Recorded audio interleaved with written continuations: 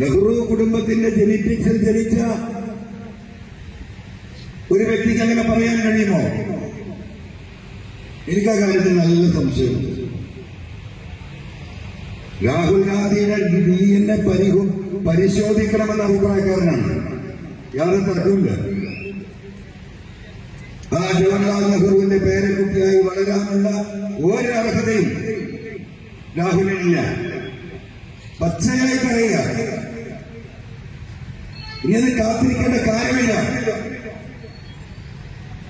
രാഹുൽ ഗാന്ധി മോഡിയുടെ ഏജന്റാണോ എന്ന് ആലോചിക്കേണ്ടിടത്തേക്ക് കാര്യങ്ങൾ തിരിക്കുകയാണ്. എന്തൊരു വിരോധാഭാസം! ആർക്കു വേണ്ടി ഈ പ്രസ്ഥാനം നിലകൊള്ളുന്നുവോ, ആർക്കു വേണ്ടി RSSും BJPയുമായി ഈ പ്രസ്ഥാനം എതിരിടുന്നുവോ, ആ നേരിടുന്നവരെ ഇല്ലായ്മ ചെയ്യാൻ, അതല്ലേ ഇന്ന് നമ്മൾ കണ്ടുകൊണ്ടിരിക്കുന്നത്. അവിടെയാണ് ഇന്ന് ജനസമൂഹം മാറ്റി ചിന്തിക്കുന്നു എന്നിവിടെ ചർച്ചയാണ്. ഞാൻ വയനാട് ഭാഗമാണ്, മണ്ഡലത്തിന്റെ ഭാഗം.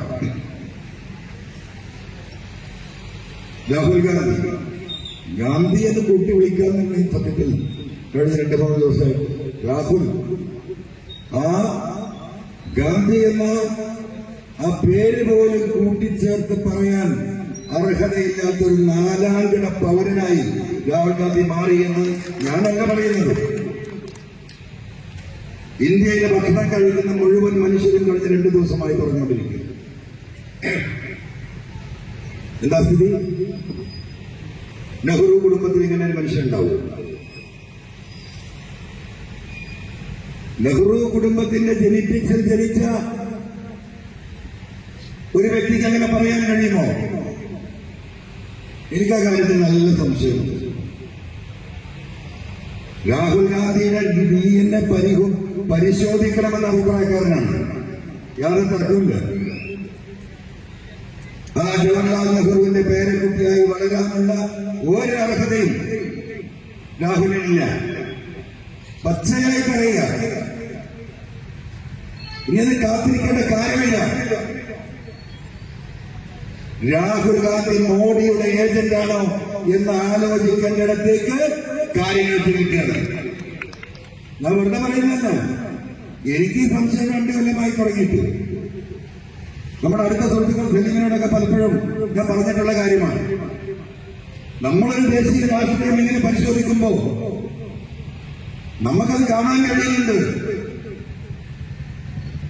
ഇവിടെ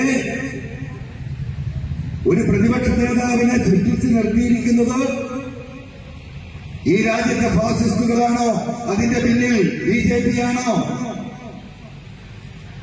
ഈ KC വേണുഗോപാൽ എന്ന് പറയുന്ന 7ാം കൂലിയുടെ കയ്യിൽ ഈ ഇന്ത്യൻ നാഷണൽ കോൺഗ്രസ് എന്ന മഹാപ്രസ്ഥാനത്തെ ഏൽപ്പിച്ച് ഈ നാടാകെ പാർട്ടിയെ ഛിന്ന ഭിന്നമാക്കി മത്സരിച്ച് ജയിച്ചെടുത്ത് ജനം ജയിപ്പിച്ചയച്ച BJPയെ പരാജയപ്പെടുത്തിയ